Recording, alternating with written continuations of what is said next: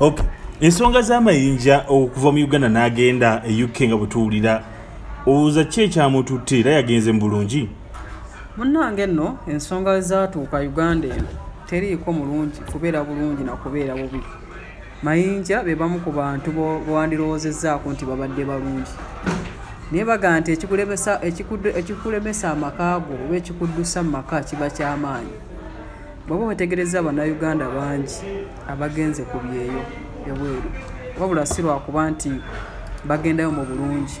Oyinza okuba nga gwe Mayinja kuba ndabye amaka ge yalese, naye nga amaka ago temuli ssente oba temuli ssanyu.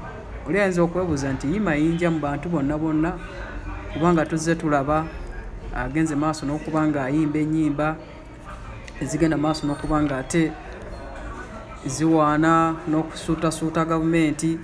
Era oli kyeyandyebuuzizza nti Mayinja, naye munnange nno gwe kyolowooza bwe kibeera si bwe kiba. So Mayinja ateekwa okuba yagenze nga alaba ebimususseeko nga talina kyakkola. Ebiseera ebisinga omuntu munaye tomusalira musango kubanga baga nti tulaba mayumba naye ng'ebigalimu tetubimanya. So omukulu wabanga alaba gy'agenda okufunira emirembe, ndowoozaako nti munnange agende kuba si yeyekka. Abantu bangi abagenze emitala w'amayanja ne bagenda maaso n'okubaako ne bayiya obulamu, ne bagenda maaso n'okuba nga ate bayiya obulamu. So Mayinja, mukulu Mayinja nga bwe tubitegeddeko nti yasuddewo amaka ge, ekirungi teyagenze ne famire ye, ekyo ekisinga obukulu. Naye abamu bamanyi okugenda famire ne bagisuula, naye bw'aba nga yasobodde okugenda ne famire ye alina ensonga lwaki yasobodde okuba nga ate akikola. Naye kyolina okumanya nti embeera yo Uganda etabukidde ddala, era tukyalaba Bannayuganda abafulumamu okugenda okunoonya obubudamu okubeera nga bagenda mu maaso n'okuba nga beeyiya. Section y'Abannayuganda abamu baseka bagamba olw'okuba yadda mu byobufuzi, yeyigira mu byobufuzi n'adda ku ludda olwa gavumenti, bagamba nti kino maybe kyekyamuleka by'okuba nga adduka. Kino kyogerako ki? Ekintu kino siyinza kubeera nga ngenda mu maaso nakubeera nga nkikakasa kubanga atulabe bangi nnyo n'abatali mu gavumenti, ate ekyewuunyisa nti ate abasinga okubeera mu gavumenti basinga okubeera obubi, naye ate abantu kye batamanyi mwattu. Abantu abali mu gavumenti basinga okubeera obubi.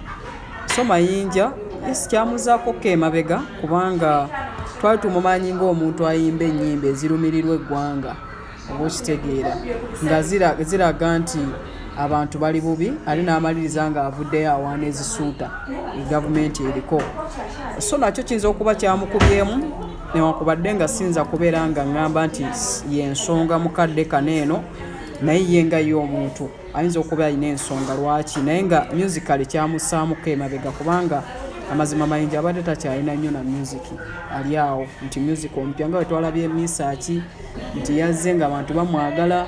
Ekyo nakyo eyinza okuba ensonga kubanga omulembe guno gwe tulimu nga bw'ogumanyi n'embeera. So omuntu nga Mayinja ateekwa okuba yatuuse ekiseera n'alaba nga takyalina nnyo kyagamba Bannayuganda, nga kyalina okukolako okubeera nga atafulumamu. Ekintu kino kitegeeza ki eri abayimbi abenyigira mu byobufuzi era kibalekawo? Era of course abayimbi abenyigira mu byobufuzi baba balina okuba nga bafuna ekyokuyiga kubanga omuntu yenna nga olina information gy'ogenda oba olina obubaka bw'osindika eri abantu oba tolina kuba nga olaga budda. Naddala omuntu w'erinnya gwe tuyita celebrity oba omuntu gwe tuyita babayita batya, omuntu nga walinnya, katugambe nga omuntu omu alina by'ayagala okuyigirako oba byasobola. Omuntu katugambe oba oli w'amawulire nti buli w'olaga oludda otuuka abantu ne bagwesa obwesigwa gy'oli. Nti nga gwe owa music tusuubira kubeera nga entertaining abantu nakubeera nga obamalako ennaku gye balina, naye bw'olaga oludda kiba kitegeeza nti waliwo abantu b'oba okutuddeko. Yensonga lwaki olaba nti n'obeera ng'okola ku radio oba ku TV waliwo ebintu by'otalina kuyingiramu ebyobufuzi. Nja kuwa example, katugeze oli mu sports tolina kulaga muntu ttiimu gy'owagira olw'ensonga nti bw'okera ku makya n'ogiraga nabali abalala abasigadde babagenda kukyawa kuba baba bakusuubira nti tolina kubeera naki na ludda. So kati omukulu kye yakola ayinza okuba yakikola mu butamanya naye ndowoozaako nti nakyo kyamuzaako emabega kubanga kyakutulakoko at least audience yali mukkiririzaamu olw'ennyimba ze yali agenda maaso n'okuba nga ayimba ezigenda maaso n'okuba nga ate azigira eggwanga. Okay, so kino kyakuyiga ki eri omuyimbi nga kusaasira? Of course omuyimbi nga kusaasira era zaako kusaasira mu mbeera eno.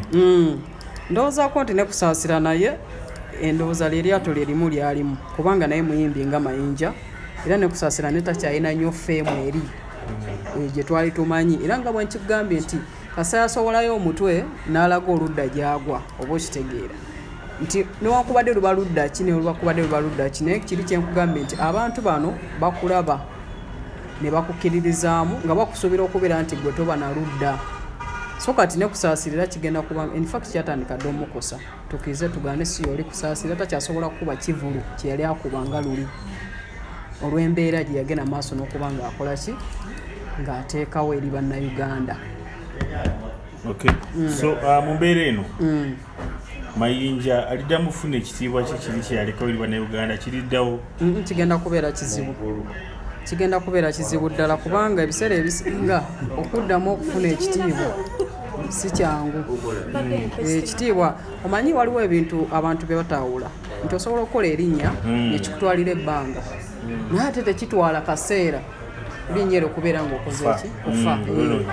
Nti kati eri feemu gye yalina olwedde ye yennyini yagenda maaso n'okuba nga agyonoona oba okitegeera ye nga ye kati awo okudda n'ekitiibwa kye tekisobola kuba nga ate kidda naddala ku mbeera nga bw'ogirawa mu ggwanga abantu tebalina mirimu abaana basomye naye n'ebyokukola tebasasulwa ku mirimu oli n'amala emyezi ena tasasuddwa kati gwe n'ovaayo n'owaana osuutasuuta gavumenti oba okitegeera kati awo omuntu yenna ali mu mbeera ey'okubeera nti anyigirizibwa talina kyakulya yasoma talina mirimu tasobola kubeera ng'akuwa ekitiibwa kyekimu kyeyali akuwa walire ng'okyalwanirira ki munansi.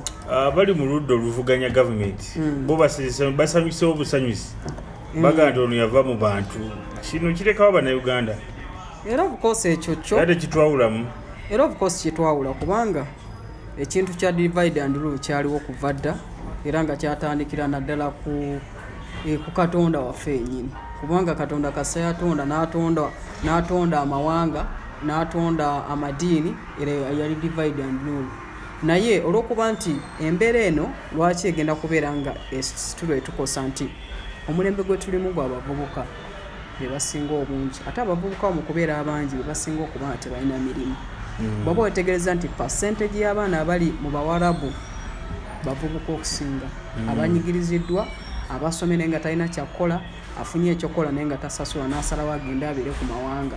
So kino kyo kisuubira okubeera nga kikola ki kubona waba yajjayo omutwe n'alaga nti wa kibiina ekiri mu buyinza of course opposition oba olina okubeera ng'okola ki ekiba kirina okuba okusanyusa kuba opposition yaba alwanirira ddembe ly'abantu ate gwali mu gavumenti oba olaga nti abantu bali contented.